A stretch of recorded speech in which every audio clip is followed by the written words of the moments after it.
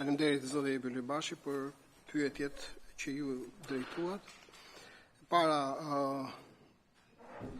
ne në zbatim të rekomandimeve të kuvendit, siç e thash, krijuam një task force për hetimin e krimit zgjedhor, e cila ushtri në gjithë Shqipërinë, në gjithë qarqet e Shqipërisë.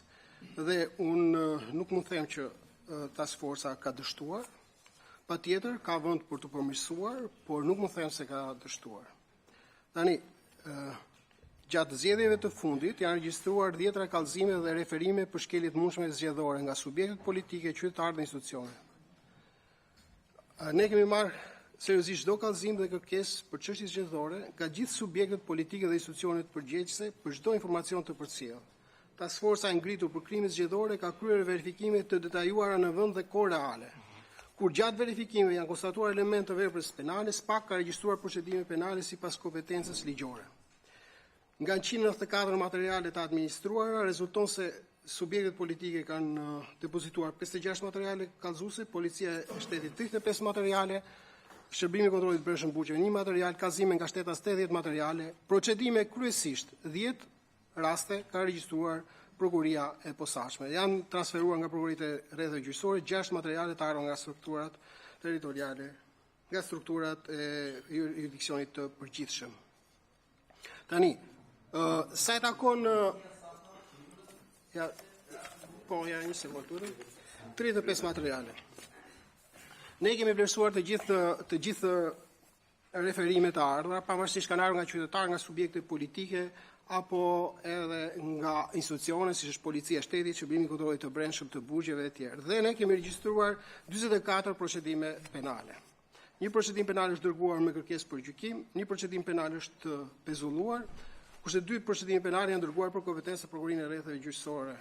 Tani vërtet mbeten në hetim gjithsej 38 procedime. Vërtet edhe për mua ndoshta këto nuk janë shifra që por mos domethënë që na si do të thoja përmbushin ato pritshmëritë edhe tuajat edhe të publikut shqiptar. Por realisht nga ana e SPAK janë bërë të gjitha veprimet e nevojshme hetimore për verifikimin e çdo kallëzimi dhe çdo pretendimi. Tani aktualisht ne gjatë vetëm për zgjedhjet po flas për zgjedhjet në vitin 2000, po flas për vitin 2025. Aktualisht ne kemi marrë një të pandehur, një kryetar bashkie të pandehur për korrupsion aktiv qytetar. Edhe jemi raste ku ky rast edhe në vlerësimin tonë është raste kur kemi parë një korrupsion masiv. Kemi në hetim një kryebashkiak tjetër, po për korrupsion aktiv gjatë procesit zgjedhor. Kemi arrestuar disa persona vetëm për zgjedhjet e këtij vitit 2025, disa janë dërguar për gjykim, disa janë në hetim. Kemi gjithashtu dhe siç thash 38 procedime penale, të cilat ne po i ndjekim me prioritet. Shpresojmë që edhe në këto procedime penale të kemi rezultate konkrete. I përmenda për të thonë që patjetër ka vend shumë për të bërë më tepër, por ne duhet të kemi parasysh SPAK është një institucion prej vetëm 20 prokurorë. Ne nuk kemi as policie e shtetit, as tatime, as dogana. Jemi 20 prokurorë, të cilët kemi një detyrim kushtetues ligjor të ushtrojmë ndjekjen penale.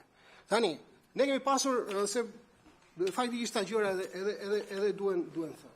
Tani, ne kemi patur edhe bashkë një komunikim gjatë fushatës zgjedhore. Ke patur komunikim dhe prokurorin e ngarkuar që mbulonte Durrësi. Çdo pretendim tuaj ne kemi verifikuar. Çdo pretendim tuaj ne kemi verifikuar. Çdo pretendim tuaj ne kemi verifikuar në kohë reale. Kam dërguar hetues dhe prokuror në mes të natës. Sa herë është sinjalizuar SPAK se duhet të jetë atje në të re. Tani, prit, të them unë rezultatin. Tjetra, dhe ju mbajtje edhe keni falenderuar prokurorin e posaçëm për bashkëpunimin që keni patur me të gjatë kohës.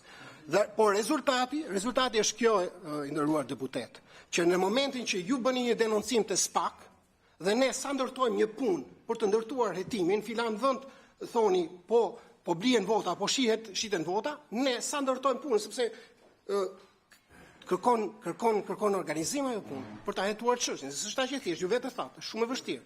Tani, ne sa po organizojmë punën për të hetuar rastin, shikojmë në media me titra që filan vend po blien vota. Ka dhe rastet e tjera. Tjetër, mund të them rastin rastin, ja ku jam, unë dua të them se çfarë kemi bërë ne. Rastin e zotit Gjoni. Doli bëri një denoncim publik. Ka bërë shumë ajo, vetëm një. Zoti kryetar, lutem më lëtën ta vazhdoj tani. Rasti i zotit Gjoni, ja ku është zoti Gjoni? Kemi çuar prokuror hetues të byros kontare të hetimit direkt për të verifikuar, është marrë kallëzim, janë pyetur qytetarë, është verifikuar çdo pretendim. Tjetër, rast në Shkodër, sërish të njëjtën gjë kemi bërë. Në Koç, të njëjtën gjë kemi bërë. Tani, ne 20 prokuror jemi thash. Patjetër unë do doja që të mos kishim asnjë rast të korrupsionit aktiv apo pasiv në zgjedhje. Jam një lloj i shqetësuar, nuk e them sa për fjalë, jam një lloj i shqetësuar